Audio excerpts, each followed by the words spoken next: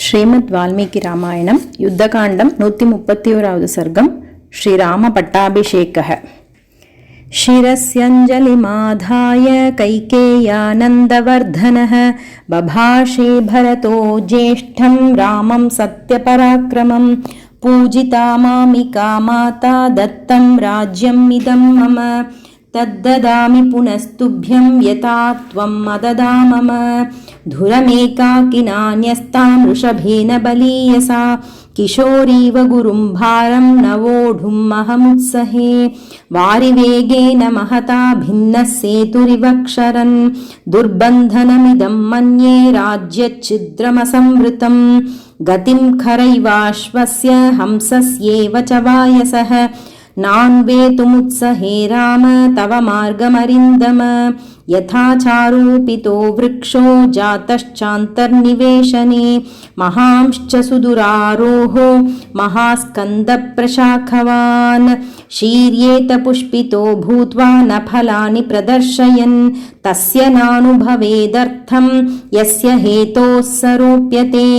ఏషోపమా మహాబాహో త్వదర్థం వేతుమర్హసి యద్యస్మాన్మనుజేంద్ర త్వం భక్తాన్ భృత్యాన్న షాదిః జగదధ్యాభిషిక్తం త్వామనుపశ్యతు సర్వతః ప్రతపంతమివాదిత్యం మద్యాగ్నే దీప్తతేజసం తూర్యసంఘాత నిర్ఘోషైః కాంచీనూపురనిస్వనైః మధురైర్గీతశబ్దైశ్చ ప్రతిబుధ్యస్వ రాఘవ యావదావర్తతే చక్రం యావతీ చ వసుంధరా తావత్త్వమిహ సర్వస్య స్వామిత్వమనువర్తయ భరతస్య వచః శ్రుత్వా రామః పరపురంజయః తథేతి ప్రతిజగ్రాహ నిశసాదాసనే శుభే తతః శత్రుఘ్నవచనాన్ నిపుణాః శ్మశ్రువర్ధకాః సుఖహస్తాః సుశీఘ్రాశ్చ రాఘవం పర్యుపాసత పూర్వం తు భరతే స్నాతే లక్ష్మణే చ మహాబలే సుగ్రీవే వానరేంద్రే చ రాక్షసేంద్రే విభీషణే విశోధిత జటస్నాతః చిత్రమాల్యానులేపనః మహార్హవసనో రామః తస్థౌ తత్ర శ్రియాజ్వలన్ ప్రతికర్మ చ రామస్య కారయామాస వీర్యవాన్ లక్ష్మణస్య చ లక్ష్మీవాన్ ఇక్ష్వాకుకులవర్ధనః ప్రతికర్మ చ సీతాయాః సర్వా దశరథస్త్రియః ఆత్మనైవ తదా చక్రుః మనస్విన్యో మనోహరం తతో వానరపత్నీనాం సర్వాసామ్యేవ శోభనం చకారయత్నాత్ కౌసల్యా ప్రహృష్టా పుత్రలాలసా తతః శత్రుఘ్నవచనాత్ సుమంత్రో నామ సారథిః యోజయిత్వాభిచక్రామ రథం సర్వాంగశోభనం అర్కమండలసంకాశం దివ్యం దృష్ట్వా రథోత్తమం ఆరురోహ మహాబాహూ రామः సత్యపరాక్రమः సుగ్రీవో హనుమాంశ్చైవ మహేంద్రసదృశద్యుతి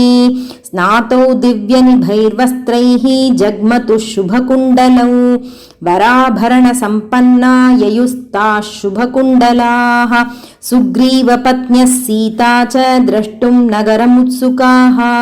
అయోధ్యాయాం తు సచివా రాజ్ఞో దశరథస్య యే పురోహితం పురస్కృత్య మంత్రయామాసు అర్థవత్ అశోకో విజయశ్చైవ సుమంత్రశ్చైవ సంగతాః మంత్రయన్ రామవృద్ధ్యర్థం నగరస్య చ సర్వమేవాభిషేకార్థం జయార్హస్య మహాత్మనః కర్తుమర్హసి రామస్య యద్యన్మంగళపూర్వకం ఇతి తే మంత్రిణః సర్వే సందిశ్యతు పురోహితం నగరాన్నిర్యయుస్తూర్ణం రామదర్శనబుద్ధయః హరియుక్తం సహస్రాక్షో రథమింద్ర ఇవానగః ప్రయయౌ రథమాస్థాయ రామో నగరముత్తమం జగ్రాహ భరతో రశ్మీన్ శత్రుఘ్నశ్చత్రమాదదే లక్ష్మణో వ్యజనం తస్య మూర్ధ్ని సంపర్యవిజయత్ శ్వేతం చ బాలవ్యజనం జగ్రాహ పురతస్థితః అపరం చంద్రసంకాశం రాక్షసేంద్రో విభీషణః ऋषिसङ्गैस्तदाकाशे देवैश्च समरुद्गणैः स्तूयमानस्य रामस्य शुश्रुवे मधुरध्वनिः ततः शत्रुञ्जयं नाम कुञ्जरं पर्वतोपमम् आरुरोह महातेजाः सुग्रीवः प्लवगर्षभः नवनागसहस्राणि ययुरास्थाय वानराः मानुषं विग्रहं कृत्वा सर्वाभरणभूषिताः शङ्खशब्दप्रणादैश्च दुन्दुभीनां च निस्वनैः प्रययौ पुरुषव्याघ्रः तां पुरीं हर्म्यमालिनीं ददृशुस्ते समायान्तं राघवं सपुरःसरं विराजमानं वपुषा रथेनातिरथं तदा ते वर्धयित्वा काकुत्स्थं रामेण प्रतिनन्दिताः अनुजग्मुर्महात्मानं भ्रातृभिः परिवारितम् अमात्यैर्ब्राह्मणैश्चैव तथा प्रकृतिभिर्वृतः श्रिया विरुरुचे रामो नक्षत्रैरिव चन्द्रमाः स पुरोगामिभिस्तूर्यैः तालस्वस्तिकपाणिभिः प्रव्याहरद्भिर्मुदितैः मङ्गलानि ययौ वृतः अक्षतं जातरूपं च गावः कन्यास्तथा द्विजाः नरामोदकहस्ताश्च रामस्य पुरतो ययुः सख्यं च रामः सुग्रीवे प्रभावं चानिलात्मजे वानराणां च तत्कर्म राक्षसानां च तद्बलं विभीषणस्य संयोगम् आचचक्षे च मन्त्रिणाम् श्रुत्वा तु विस्मयं जग्मुः अयोध्यापुरवासिनः द्युतिमानेतदाख्याय रामो वानरसंवृतः हृष्टपुष्टजनाकीर्णाम् अयोध्यां प्रविवेशः ततो ह्यभ्युच्छ्रयन् पौराः पताकास्ते गृहे गृहे ऐक्ष्वाकाध्युषितं रम्यम् आससाद पितुर्गृहम् अथाब्रवीत् राजपुत्रो भरतं धर्मिणां वरम् अर्थोपहितया वाचा मधुरं रघुनन्दनः पितुर्भवनमासाद्य प्रविश्य च महात्मनः कौसल्यां च सुमित्रां च कैकेयीमभिवादय यच्च मद्भवनं श्रेष्ठं साशोकवनिकं महत् मुक्ता वैदूर्यसङ्कीर्णं सुग्रीवाय निवेदय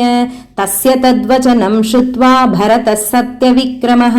पाणौ गृहीत्वा सुग्रीवं प्रविवेशतमालयं ततस्तैलप्रदीपांश्च पर्यङ्कास्तरणानि च गृहीत्वा विविशुः क्षिप्रं शत्रुघ्नेन प्रचोदिताः उवाच च महातेजाः सुग्रीवं राघवानुजः अभिषेकाय रामस्य दूतानाज्ञापय प्रभो सौवर्णान् वानरेन्द्राणां चतुर्णां चतुरो घटान् ददौ क्षिप्रं स सुग्रीवः सर्वरत्नविभूषितान् यथा प्रत्यूषसमये चतुर्णां सागराम्भसां पूर्णैर्घटैः प्रतीक्षध्वं तथा कुरुत वानराः एवमुक्ता महात्मानो वानरा वारणोपमाः उत्पेतुर्गगनं शीघ्रं गरुडानिलशीघ्रगाः जाम्बवांश्च सुषेणश्च वेगदर्शी च वानरः वृषभश्चैव कलशान् जलपूर्णानथानयन् नदीशतानां पञ्चानां जलकुम्भेषु चाहरन् पूर्वात् समुद्रात् कलशं जलपूर्णमथानयत् सुषेणः सत्त्वसम्पन्नः सर्वरत्नविभूषितं वृषभो दक्षिणात् तूर्णं समुद्रात् जलमाहरत् रक्तचन्दनशाखाभिः संवृतं काञ्चनं घटं गवयः पश्चिमात्तोऽयम् आजहार महार्णवात् रत्नकुम्भेन महता शीतं मारुतविक्रमः उत्तराच्च जलं शीघ्रं गरुडानिलविक्रमः आजहार स धर्मात्मा नळः सर्वगुणान्वितः ततस्तैर्वानरश्रेष्ठैः आनीतं प्रेक्ष्य तज्जलम् अभिषेकाय रामस्य शत्रुघ्नः सचिवैः सह पुरोहिताय श्रेष्ठाय सुहृद्भ्यश्च न्यवेदयत् ततः स प्रयतो वृद्धो वसिष्ठो ब्राह्मणैः सह रामं रत्नमये पीठे सहसीतं न्यवेशयत् वसिष्ठो वामदेवश्च जाबालिरतकाश्यपः कात्यायनः सुयज्ञश्च गौतमो विजयस्तथा अभ्यषिञ्चन्नरव्याघ्रं प्रसन्नेन सुगन्धिना सलिलेन सहस्राक्षं वसवो वासवं यथा ऋद्विग्भिर्ब्राह्मणैः पूर्वं कन्याभिर्मन्त्रिभिस्तथा योतैश्चैवाभ्यषिञ्चस्ते सम्प्रहृष्टाः सनैगमैः सर्वौषधिरसैर्दिव्यैः दैवतैर्नभसि स्थितैः चतुर्भिर्लोकपालैश्च सर्वैर्देवैश्च सङ्गतैः ब्रह्मणा निर्मितं पूर्वं किरीटं रत्नशोभितम् अभिषिक्तः पुरा येन मनुस्तं दीप्ततेजसम् तस्यान्ववाये राजानः क्रमाद्येनाभिषेचिताः सभायां हेमक्लिप्तायां शोभितायां महाजनैः रत्नैर्नानाविधैश्चैव चित्रितायां सुशोभनैः नानारत्नमये पीठे कल्पयित्वा यथाविधि किरीटेन ततः पश्चात् वसिष्ठेन महात्मना ऋद्विग्भिर्भूषणैश्चैव समयोक्ष्यत राघवः छत्रं तु तस्य जग्राह शत्रुघ्नः पाण्डुरं शुभम् श्वेतं च वालव्यजनं सुग्रीवो वानरेश्वरः अपरं चन्द्रसङ्काशं राक्षसेन्द्रो विभीषणः मालां ज्वलन्तीं वपुषा काञ्चनीं शतपुष्करां राघवाय ददौ वायुः वासवेन प्रचोदितः सर्वरत्नसमायुक्तं मणिरत्नविभूषितम् मुक्ताहारं नरेन्द्राय ददौ शक्रप्रचोदितः प्रजगुर्देव गन्धर्वा ननृतुश्चाप्सरो गणाः अभिषेके तदर्हस्य तदा रामस्य धीमतः भूमिः सस्यवती चैव फलवन्तश्च पादपाः गन्धवन्ति च पुष्पाणि बभूवु राघवोत्सवे सहस्रशतम् अश्वानां धेनूनां च गवां तथा ददौ शतं वृषान् पूर्वं द्विजेभ्यो मनुजर्षभः 30 कोटिहिरण्यस्य ब्राह्मणेभ्यो ददौ पुनः नानाभरणवस्त्राणि महार्हाणि च राघवः अर्करश्मिप्रतीकाशां काञ्चनीं मणिविग्रहां सुग्रीवाय स्रजं दिव्यां प्रायच्छन्मनुजर्षभः वैदूर्यमणिचित्रे च चन्द्ररश्मिविभूषिते वालिपुत्राय धृतिमान् अङ्गदायाङ्गदे ददौ मणिप्रवरजुष्टं च मुक्ताहारमनुत्तमं सीतायै प्रददौ रामः चन्द्ररश्मिसमप्रभम् अरजे वाससी दिव्ये शुभान्याभरणानि च अवेक्षमाणा वैदेही प्रददौ वायुसूनवे अवमुच्यात्मनः कण्ठाद्हारं जनकनन्दिनी अवैक्षत हरीन् सर्वान् भर्तारं च मुहुर्मुहुः तामिङ्गितज्ञः सम्प्रेक्ष्य बभाषे जनकात्मजां प्रदेहि सुभगे हारम् यस्य तुष्टासि भामिनी तेजो धृतिर्यशोदाक्ष्यं सामर्थ्यं विनयो नयः पौरुषं विक्रमो बुद्धिः यस्मिन्नेतानि नित्यदा ददौ सा वायुपुत्राय तं हारमसिते क्षणा हनुमांस्तेन हारेण शुशुभे वानरर्षभः चन्द्रांशुचय गौरेण श्वेताभ्रेण यथाचलः ततो द्विविधमैन्दाभ्यां नीलाय च परन्तपः सर्वान् कामगुणान् वीक्ष्य प्रददौ वसुधाधिपः सर्वे वानरवृद्धाश्च ये चान्ये वानरेश्वराः वासोभिर्भूषणैश्चैव यथार्हं प्रतिपूजिताः विभीषणोऽथ सुग्रीवो हनुमान् जाम्बवांस्तथा सर्वे वानरमुख्याश्च रामेणाक्लिष्टकर्मणा यथार्हं पूजिताः सर्वैः कामैरत्नैश्च पुष्कलैः प्रकृष्टमनसः सर्वे जग्मुरेव यथागतं नत्वा सर्वे महात्मानं ततस्ते प्लवगर्षभाः विसृष्टाः पार्थिवेन्द्रेण किष्किन्धाम् अभ्युपागमन् सुग्रीवो वानरश्रेष्ठो दृष्ट्वा रामाभिषेचनं पूजितश्चैव रामेण किष्किन्धां प्राविशत्पुरीं विभीषणोऽपि धर्मात्मा सहतैर्नैऋतर्षभैः लब्ध्वा कुलधनं राजा लङ्कां प्रायाद्विभीषणः राज्यमखिलं शासन् निहतारिर्महायशाः राघवः परमोदारो रराज परया मुदा उवाच लक्ष्मणं रामो धर्मज्ञं धर्मवत्सलः आतिष्ठ धर्मज्ञ मया सहेमां गां पूर्वराजाद्युषितां बलेन तुल्यं मया त्वं पितृभिर्धृताया तां यौवराज्ये धुरमुद्वहस्व सर्वात्मना पर्यनुनीयमानो यदा न सौमित्रिरुपैति योगं नियुज्यमानोऽपि च यौवराज्ये ततोऽभ्यषिञ्चद्भरतं महात्मा पौण्डरीकाश्वमेधाभ्यां वाजपेयेन चासकृत् अन्यैश्च विविधैर्यज्ञैः अयजत् पार्थिवात्मजः राज्यं 10,000 प्राप्य वर्षाणि राघवः शताश्वमेधानाजह्रे सदश्वान् भूरि दक्षिणान् आजानुलम्बबाहुः स महास्कन्दः प्रतापवान् लक्ष्मणानुचरो रामः पृथिवीमन्वपालयत् राघवश्चापि धर्मात्मा प्राप्य राज्यमनुत्तमम् ईजे बहुविधैर्यज्ञैः ससुहृज्ञातिबान्धवैः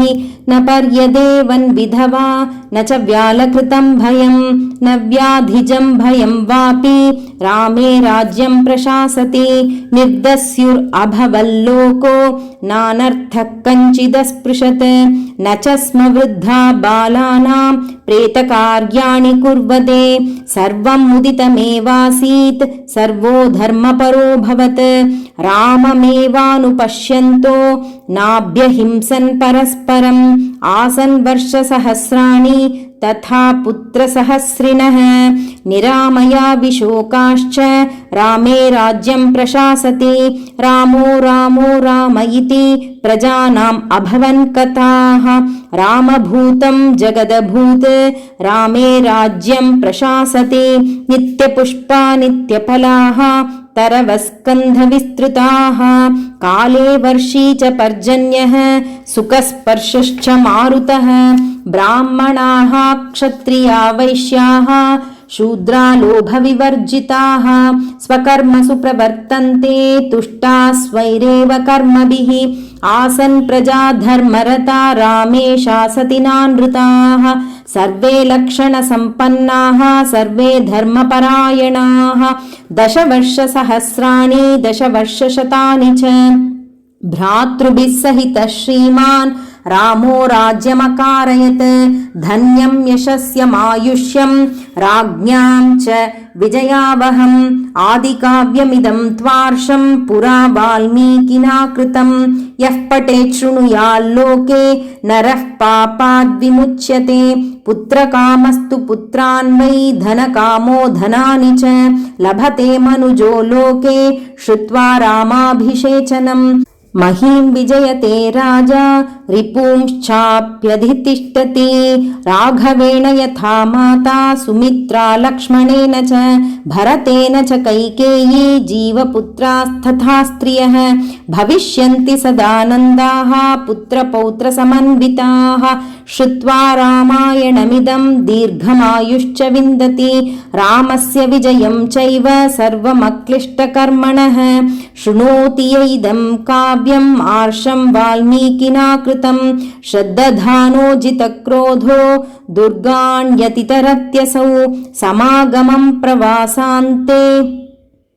लभते चापि बान्धवैः प्रार्थितांश्च वरान् सर्वान् प्राप्नुयादिह राघवात् श्रवणेन सुराः सर्वे प्रीयन्ते सम्प्रशृण्वतां विनायकाश्च शाम्यन्ति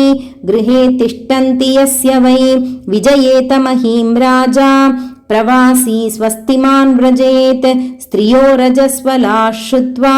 पुत्रान् सूयुरनुत्तमान् पूजयंश्च पटंश्चेमम् इतिहासं पुरातनं सर्वपापैः प्रमुच्येत